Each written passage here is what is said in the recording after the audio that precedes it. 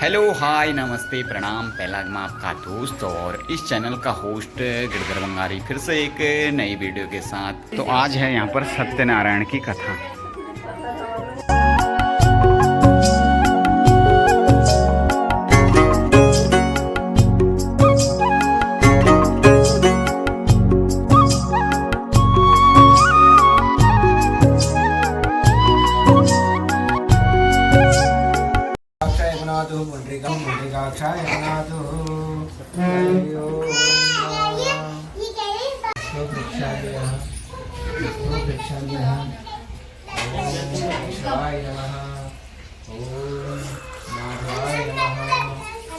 ओम ऋषिकेशाय नमः। ओम हस्तो वृक्षाय ओम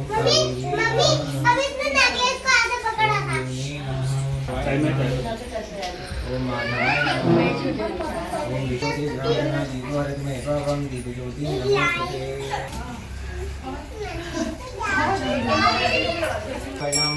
ओम गणानां त्वा गणपतिगुं हवामहे प्रियाणां त्वा प्रियपतिगुं हवामहे निधीनां त्वा निधिपतिगुं हवामहे वसो ममाहं जानि गर्भधम्मा त्वमजासि गर्भधम्मा। ओम अम्बे अम्बिके अम्बालिके नमानयति कशना शशदशका सुभद्रिकां काम्बीलवासिनीं। ओम नमो देवे महादेवे शिवाय सततं नमः नमः प्रकृते भद्राय नियता प्रणता स्मताम्। ओम श्रीमन्महागणाधिपते नमो नमः।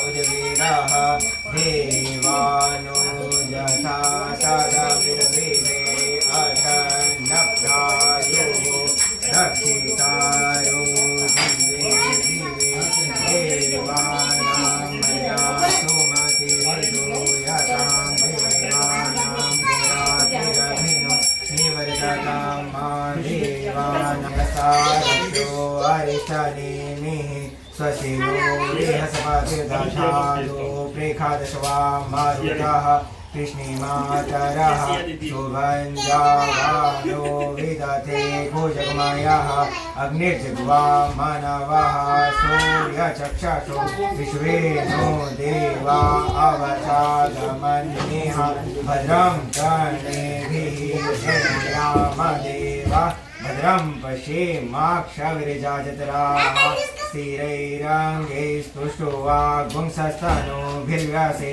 महि देवहितं जदायुः शतमो शान्तिरन्तरिक्षगुं शान्तिः पृथिवी शान्तिरापः शान्तिरोषधयः शान्तिः वनस्पतयः शान्तिर्विश्वे देवाः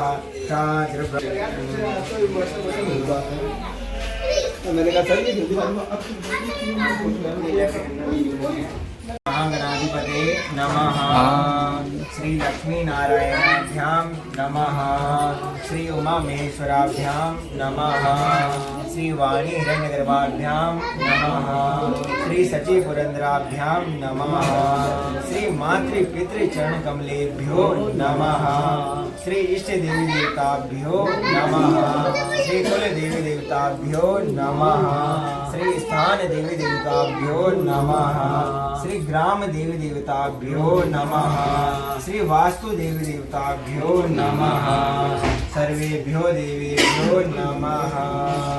सर्वेभ्यो ब्राह्मणेभ्यो नमः। ओम सिद्धि बुद्धि सहिताय श्रीमन महागणाधिपते नमो नमः।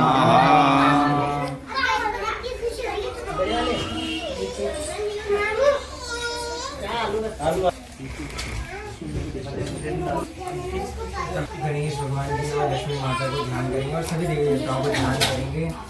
जिस भी मनोकामना से हम आज पूजा कर रहे हैं और जितने भी दुख दरिद्र और सुख शांति के लिए हम पूजा कर रहे हैं उनका ध्यान करेंगे। हरि ओम ओम सुमुखश्चैकदन्तश्च कपिलो गजकर्णकः लम्बोदरस्य विष्णो विघ्ननाशो विनायकः धूम्रकेतुर्गणाध्यक्षो बालचन्द्रो गजाननः द्वादशैतानि नामानि व्यापदेक्षणव्यादपि विद्यारम्भे विवाहे च प्रवेशे गमे तथा सङ्ग्रामे सङ्कटे चैव विघ्नस्तस्य न जायते शुक्लाम्बरधरं देवं शशिवर्णं चतुर्भुजं प्रसन्नवदनं ध्यायेत् सर्वविघ्नोपशान्तये अभीप्सितार्थसिद्ध्यर्थं पूजितो यासुरासुरैः सर्वविघ्नहरस्तस्मै गणाधिपते नमः। सर्वमङ्गलमाङ्गल्ये शिवे सर्वार्थसाधिके शरण्ये त्र्यम्बके गौरी नारायणी नमोस्तुते। सर्वदा सर्वकार्येषु नास्ति तेषां मङ्गलं येषां हृदि स्थो भगवान् मङ्गलाय तनोहरि तदेव लग्नं सुदिनं तदेव ताराबलं चन्द्रबलं तदेव वेद्याबलं देवबलं तदेव लक्ष्मीपतेर्यं गृहीतं स्मरामि। लाभस्तेषां जयस्तेषां कुतस्तेषां पराजया येषामिन्दीवरश्यामो हृदयेस्तु जनार्दन।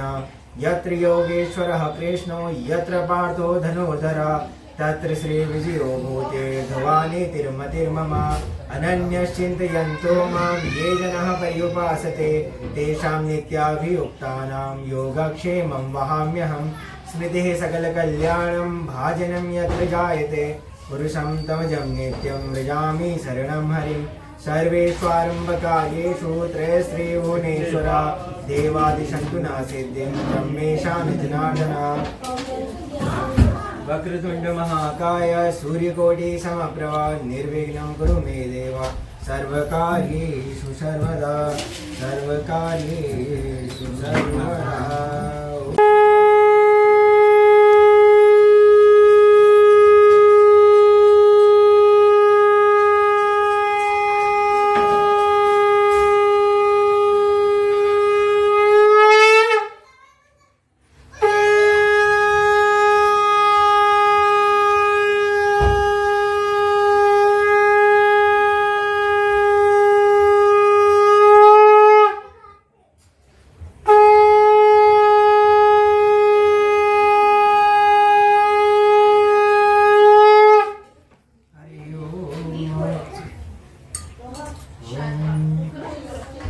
विघ्नेश्वराय वरदाय सुरप्रियाय लम्बोदराय सकलाय जगद्धिताय नागजनाय सुखियज्ञविभूषिताय गौरीसुताय गणनाथ नमो नमस्ते। भक्ताधिनाशन पराय गणेश्वराय सर्वेश्वराय शुभदाय सुरेश्वराय विद्याधराय विकटाय च वामनाय भक्तं प्रसन्न वरदाय नमो नमस्ते। नमस्ते ब्रह्मरूपाय विष्णुरूपाय ते नमः। नमस्ते रुद्ररूपाय कलिरूपाय ते नमः। विश्वस्वरूपरूपाय नमस्ते ब्रह्मचारिणीं विनायकं त्वं विघ्नशत्रुदलनेति च सुन्दरेति भक्तप्रियेति सुखदेति फलप्रदेति विद्याप्रदेत्य विद्यगहरेति च ईश्वरवन्ति तेभ्यो गणेशवरदो शक्तिमनन्तपुर्या विश्वस्य बीजं परमासि माया सम्मोहितं देवि सन्नाभुविमुक्तिहेतु। ॐ भूर्भुवस्सुः गणेशाम्बिकाभ्यां नमः। प्रार्थनापूर्वकं नमस्कारं समर्पयामि। नो देवो यानि भूतानि पश्यन्नाथपाकुसुमसङ्कासं काशिपेयमहाद्युतिं तमोजं सर्वपापयमाभ्याम्यहम्। ॐ भूर्भुवस्सुः सूर्याय नमः। सूर्याय आभ्यां स्थापयामि पूजयामि।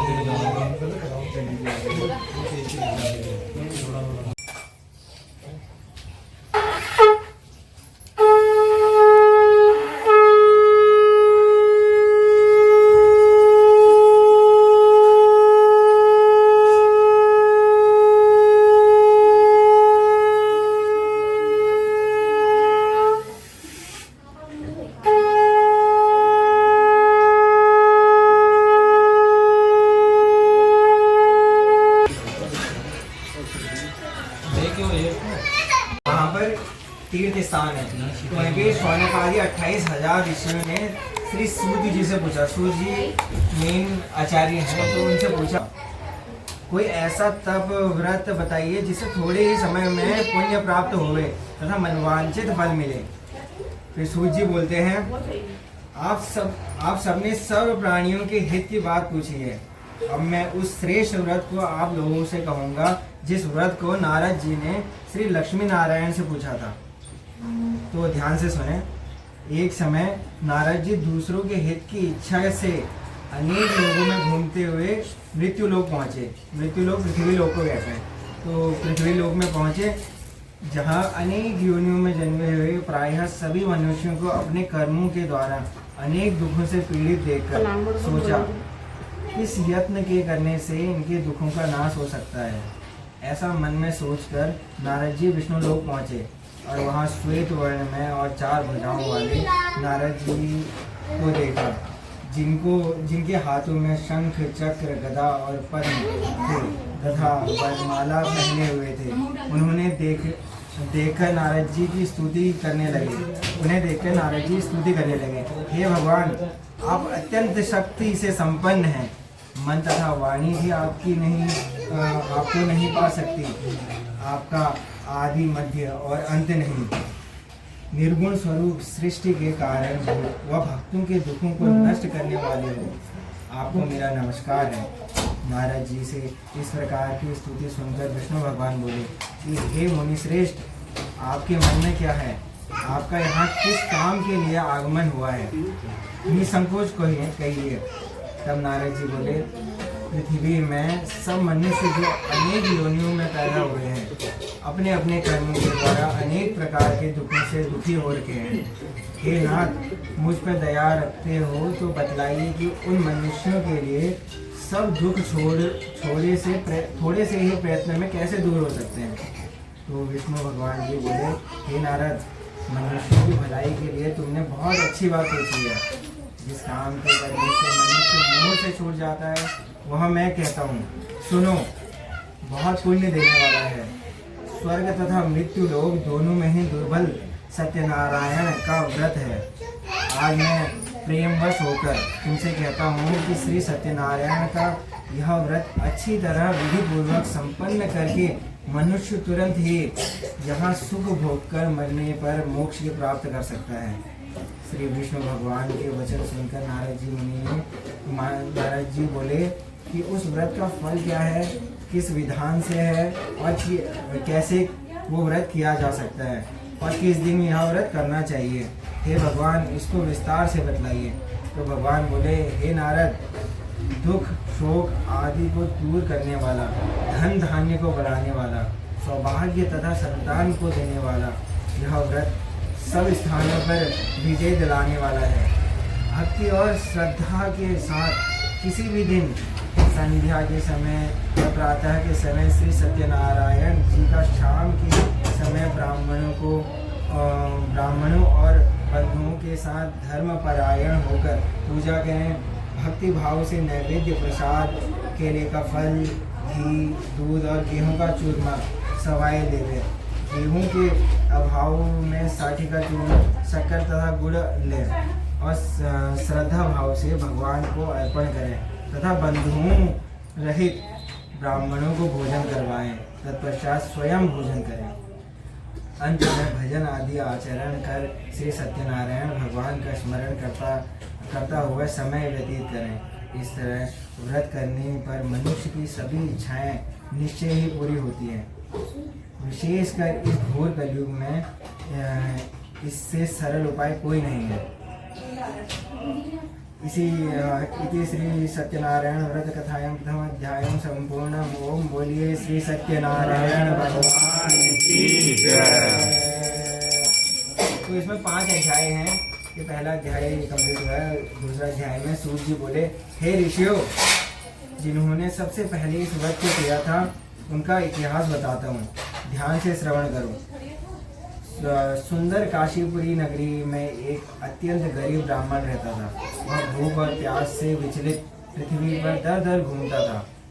ब्राह्मणों से प्रेम भाव रखने वाले श्री भगवान ने ब्राह्मण को दुखी देखकर एक बूढ़े ब्राह्मण का रूप धारण किया और उनके पास जाकर आदर से पूछा, हे ब्राह्मण, आप अत्यंत दुखी होकर इस पृथ्वी पर क्यों घूम रहे हैं?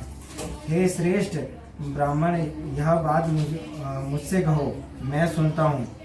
ब्राह्मण बोला, मैं एक निर्धन ब्राह्मण हूँ, भिक्षा के लिए पृथ्वी पर फिरता हूँ। हे भगवान, यदि आप इससे छुटकारा पाने का कोई उपाय जानते हैं तो कृपया करके मुझे बताएं। वृद्ध ब्राह्मण बोला, घोर कलयुग में श्री सत्यनारायण भगवान मनोवांछित फलों को देने वाला फल देने वाले हैं। इसके लिए हे ब्राह्मण, तू उसका पूजन कर, जिसके करने से मनुष्य सब दुखों से मुक्त हो जाता है। ब्राह्मण को व्रत का सारा विधान बतलाकर बूढ़े ब्राह्मण का रूप धारण करने वाले श्री सत्यनारायण भगवान अंतर ध्यान हो गए। जिस व्रत को वृद्ध ब्राह्मण ने बतलाया है, मैं उसको अवश्य करूँगा। यह निश्चय करने पर उस ब्राह्मण को रात भर नींद नहीं। वह सवेरे जल्दी उठकर श्री सत्यनारायण के व्रत का निश्चय कर भिक्षा के लिए चले गया। उस दिन उसको भिक्षा में बहुत धन मिला, जिससे बंधु बांधवों के साथ उसने भगवान श्री सत्यनारायण का व्रत किया। इसके करने से वह ब्राह्मण सब दुखों से छूटकर अनेक प्रकार की संपत्ति से युक्त हो गया। उस समय से वह ब्राह्मण हर मास व्रत करने लगा। इस तरह से सत्यनारायण भगवान के व्रत को जो शास्त्र विधि के अनुसार श्रद्धा पूर्वक करेगा, वह सब पापों से छूटकर मोक्ष को प्राप्त करेगा। आगे जो मनुष्य इस पृथ्वी पर श्री सत्यनारायण का व्रत करेगा, वह सब दुखों से छूट जाएगा। इस तरह नारद जी से श्री नारायण का कहा हुआ यह व्रत मैंने तुमसे कहा। हे विप्रो, मैं अब और क्या कहूँ, मुझसे कहो। ऋषि बोले, हे मुनीश्वर, संसार में इस ब्राह्मण से सुनकर किस ने इस व्रत को किया है, हम सब सुनना चाहते हैं। इसके लिए हमारे मन में श्रद्धा है। सूर्य बोले, हे मुनियों, जिसने इस व्रत को किया है, यह सब सुनो। एक समय एक ब्राह्मण धन और ऐश्वर्य के अनुसार बंधु बांधवों के साथ व्रत करने को तैयार हुआ। उसी समय एक लकड़ी बेचने वाला बूढ़ा आदमी आया और लकड़ियों को बाहर रखकर ब्राह्मण के मकान में गया। प्यास से दुखी लकड़हारा उनको व्रत करते देखकर ब्राह्मण को नमस्कार किया और कहने लगा कि आप ये क्या कर रहे हैं और इसको करने से क्या फल मिलेगा, कृपया करके मुझे बताएं। और ब्राह्मण ने कहा, सब मनोकामनाओं को पूरा करने वाला यह सत्यनारायण भगवान का व्रत है। इसकी ही कृपा से मैं धन धान्य आदि से वृद्ध हुआ हूँ। ब्राह्मण से इस व्रत को के बारे में जानकर लकड़हारा बहुत प्रसन्न हुआ। चरणामृत ले और प्रसाद खाने के बाद अपने घर को गया। लकड़हारे ने अपने मन में इस प्रकार का संकल्प किया कि आज शाम में लकड़ियाँ बेचने से जो भी धन मिलेगा, उसी से मैं भगवान सत्यनारायण देव का उत्तम व्रत करूँगा। यह मन में विचार कर वह बूढ़ा आदमी लकड़ियाँ अपने सिर पर रखकर जिस नगर में धनवान लोग रहते थे, वह ऐसे नगर में गया। उस रोज वहाँ उस लकड़हारे का दाम, लकड़ियों का दाम पहले से दोनों से चौगुना हो गया।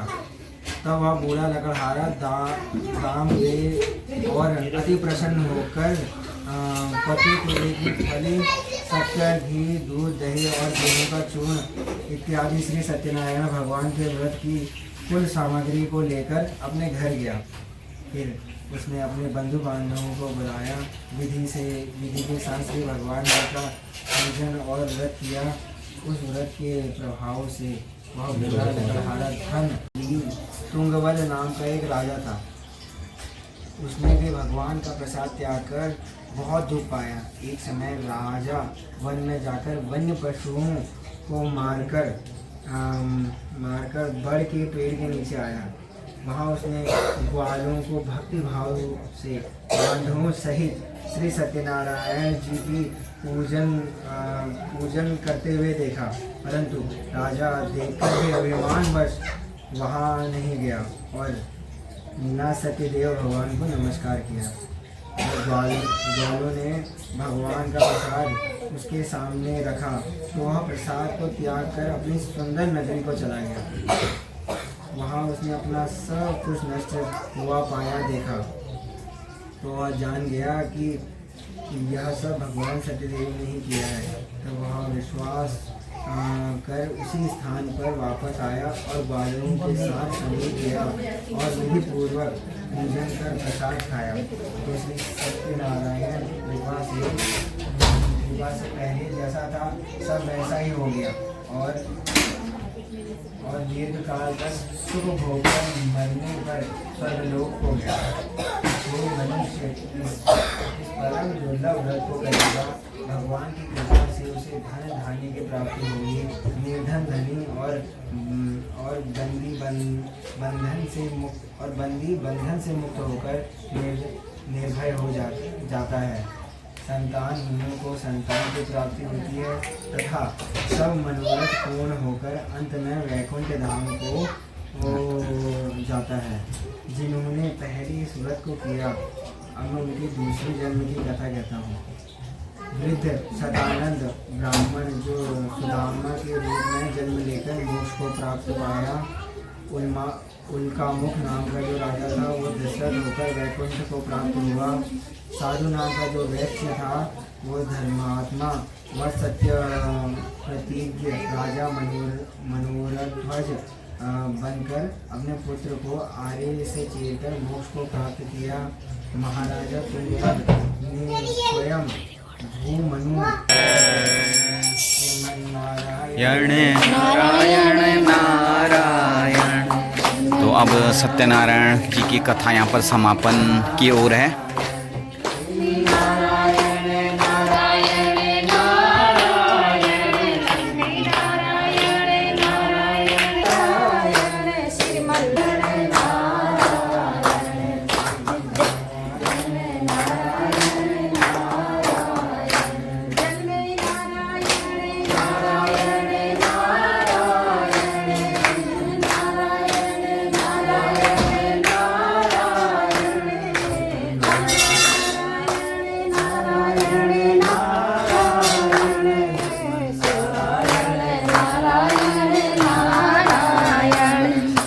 नारायण नारायण नारायण भजबन नारायण नारायण नारायण।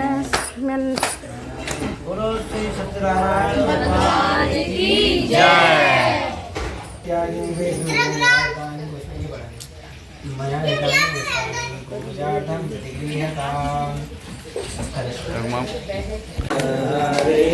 स्वामी जय जगदीश हरे, भक्त जनों के संकट दास जनों के संकट ओम जय जगदीश हरे। जो दावे फल चावे दुख बिन से